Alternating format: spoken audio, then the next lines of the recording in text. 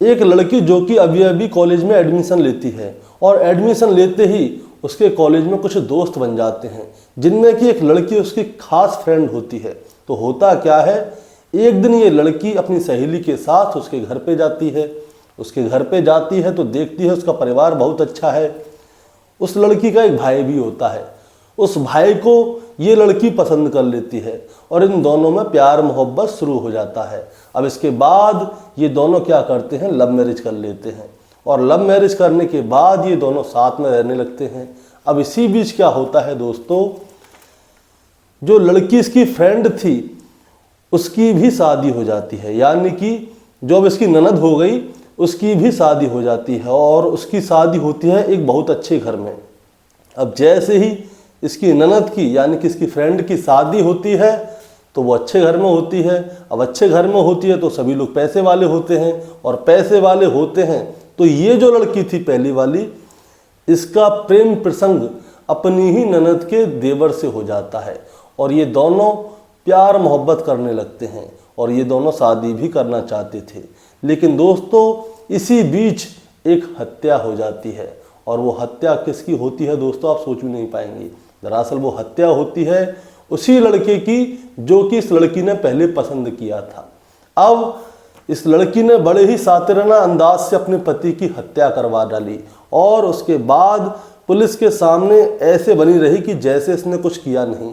लेकिन दोस्तों महज 4 दिन के ही अंदर पुलिस ने इस केस को सुलझा दिया और जैसे ही ये केस सुलझा तो सभी लोग सोचने पर मजबूर हो गए कि पैसे की चमक देखकर इंसान कैसे बदल जाता है, जो कि अपने पति की हत्या भी कर सकता है।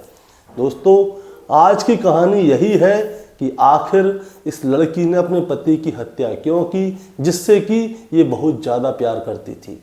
दोस्तों कहानी शुरू करूंगा उससे पहले मैं बस आपसे यही कहना चाहूँगा कि अगर आप मेरे चैनल पर नए हैं तो चैनल को जल्दी से सब्सक्राइब कर दीजिएगा, ताकि रोजाना शाम को 8 बजे मैं आपके लिए एक सच्ची घटना की कहानी लेकर आ सकूं। नमस्कार दोस्तों, मैं गौरव शर्मा और आप देख रहे हैं गौरव शर्मा सफ़र।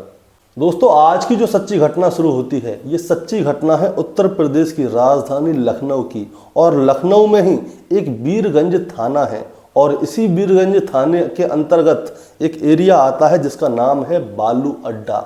और बालू अड्डा से 2 पति पत्नी 24 जनवरी 2025 की शाम को लगभग 5 बजे वीरगंज थाने में जाते हैं। दोस्तों इन दोनों का नाम मैं आपको बताना चाहूँगा।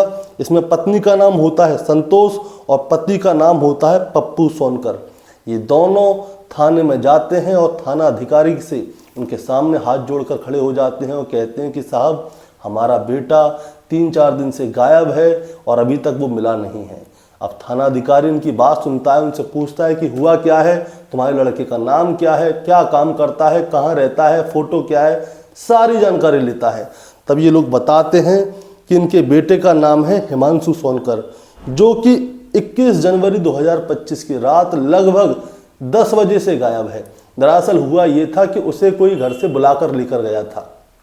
अब वो चला तो गया लेकिन 21 तारीख से आज 24 तारीख हो गई, वो घर नहीं आया। उसका मोबाइल लगा रहे हैं तो मोबाइल भी नहीं लग रहा है। जहाँ जहाँ हो सकता था हमने उसे हर जगह ढूंढ लिया लेकिन वो मिला नहीं है। अब पुलिस वाले उससे पूछते हैं कि आपको किसी पर शक है, क्या हो सकता है कि आपका लड़का कहाँ जा सकता है। तो वो लोग बताते हैं कि हमें हमारी बहू पर शक है और बहू का नाम है दोस्तों पायल। पायल जो है हिमांशु की पत्नी है और इसने हिमांशु से लव मैरिज की थी। अब हिमांशु गायब है। पुलिस वाले क्या करते हैं, तुरंत पायल को फ़ोन करके बुलाते हैं थाने। उससे पूछते हैं कि बताओ क्या बात है, क्या हुआ क्या नहीं हुआ, तुम्हारा पति कहाँ है कहाँ नहीं है।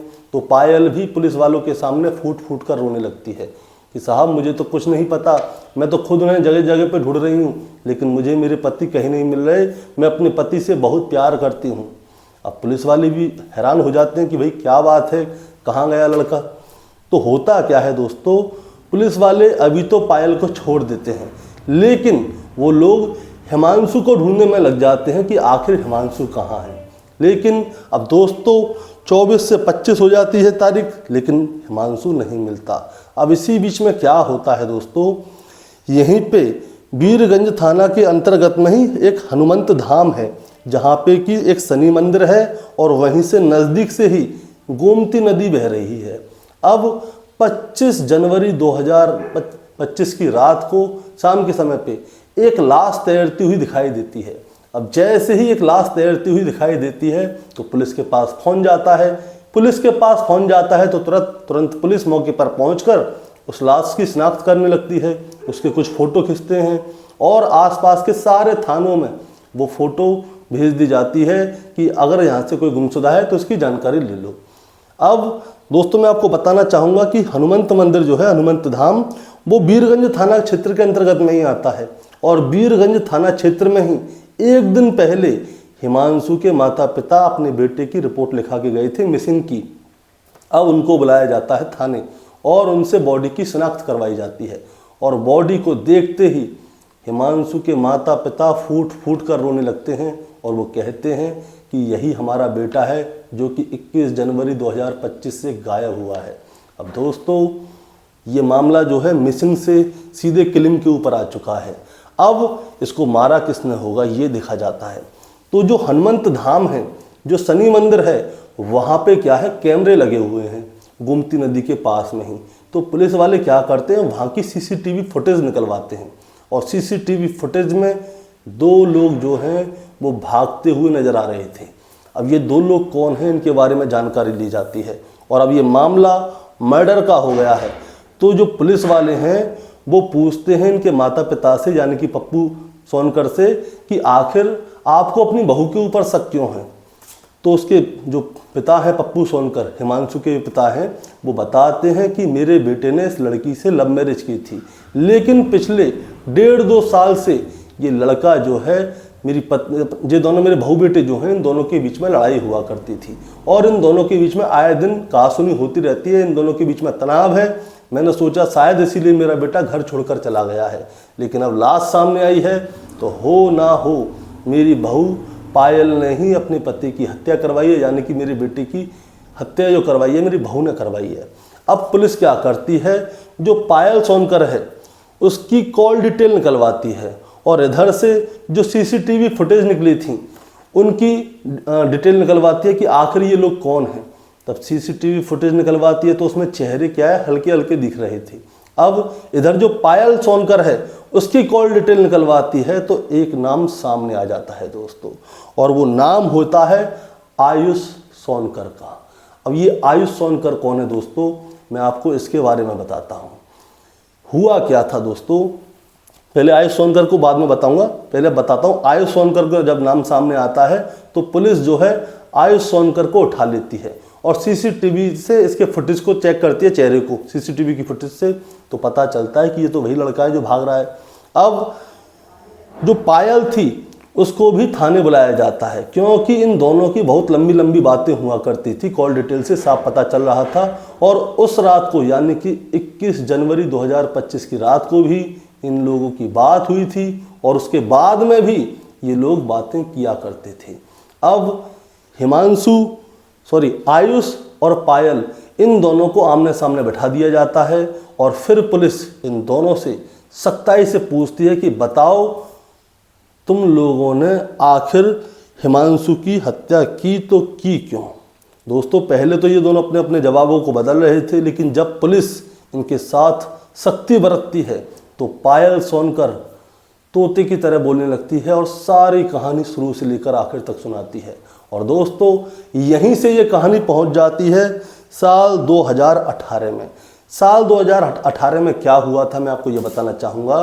पायल जब कॉलेज में पढ़ा करती थी तो इसकी एक लड़की से दोस्ती होती है।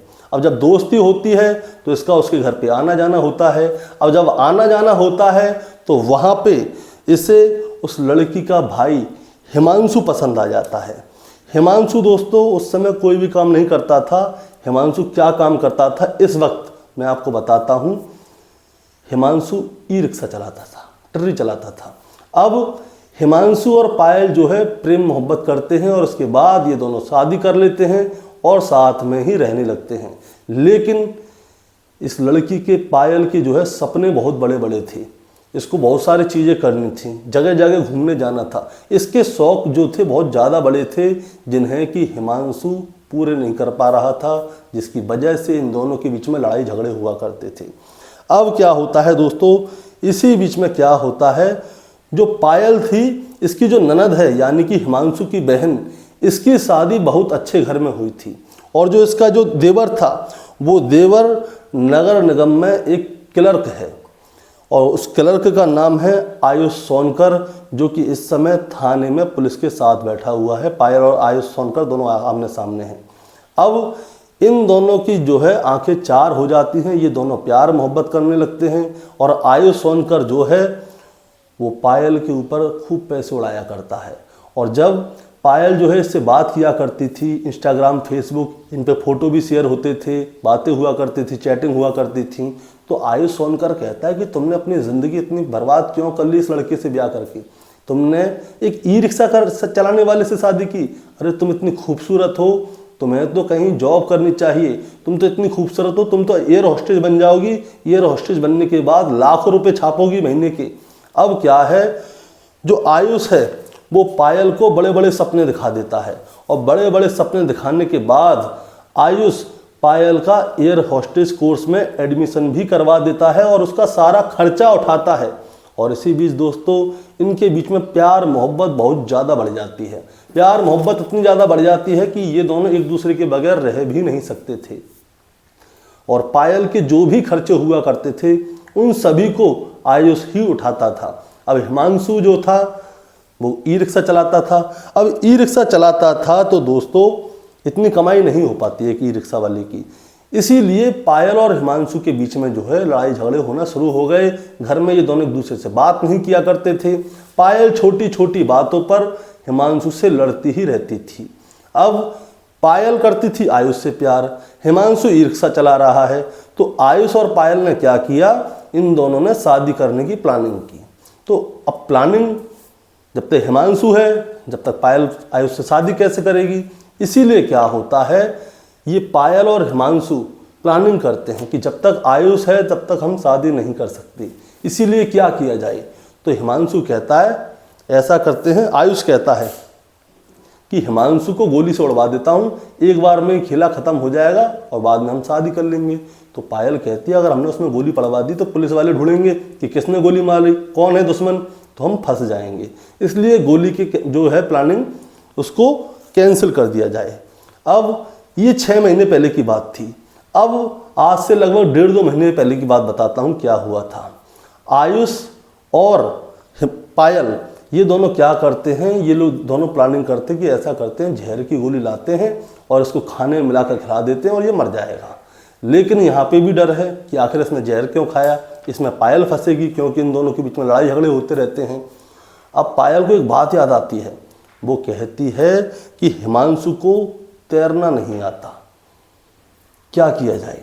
उन्होंने कहा तैरना नहीं आता मतलब इसको डुबा के मारा जाए। हुआ क्या था, पायल ने हिमांशु और आयुष की दोस्ती करा दी थी और इन दोनों के बीच में लेन देन करवाना शुरू कर दिया। एक बार हिमांशु को पैसे की ज़रूरत पड़ी थी तो पायल ने आयुष से हिमांशु को 20,000 रुपये उधारी में दिलवाए थे। तो इसी वजह से हिमांशु और इन दोनों के बीच में दोस्ती हो गई। जब भी पैसे चाहिए थे तो हिमांशु क्या करता था, आयुष से उधार पैसे ले लिया करता था और उसे वापस भी दे दिया करता था। अब इन दोनों के बीच में दोस्ती हो गई और अब आती है तारीख 21 जनवरी 2025। 21 जनवरी 2025 की ये टोटल कहानी है और 21 जनवरी 2025 को ही हिमांशु की हत्या करनी थी। अब शाम का समय होता है, हिमांशु अपने काम पे से घर आता है तो पायल उसे 3500 रुपये देती है, 3500, और उससे कहती है कि जाओ आयुष को ये पैसे दियाओ ताकि वो हमें कॉल ना करे, उसके कॉल बहुत आ रहे हैं पैसे के लिए। तो वो क्या करता है, वो आयुष को कॉल करता है और उससे कहता है कि भैया पैसे ले जाओ। तो हिमांशु आयुष को कॉल करता है तो आयुष उससे बोलता है कि तुम ऐसा करो, यहाँ पे आ जाओ हनुमंत धाम पे, मैं यहीं पे बैठा हूँ, शनि मंदिर पे चलेंगे दर्शन करने, वहीं पे तुम पैसे दे देना। अब जो हिमांशु है आयुष के कहने पर हनुमंत धाम पे पहुँच जाता है और वहाँ पे उसके पैसे दे देता है। शनि मंदिर के पास का ये सीन होता है जहाँ पे कि CCTV कैमरे लगे हुए थे जिसमें कि पूरी फुटेज आ जाती है। अब इसके बाद में क्या होता है दोस्तों, आयुष जो है हिमांशु से कहता है कि इतनी जल्दी घर पे जाके क्या करोगे यार, तुम ऐसा करो हम लोग चल रहे हैं, गोमती नदी पे चल रहे हैं, वहाँ पे दिए वगैरह जलाएंगे। मेरा एक दोस्त और आ रहा है, इसके दोस्त का नाम है दोस्तों जैकी। जैकी भी इस प्लानिंग का एक हिस्सा है। अब जैकी, हिमांशु और आयुष ये तीनों घाट के किनारे पे बैठे होते हैं, दिए जला रहे होते हैं।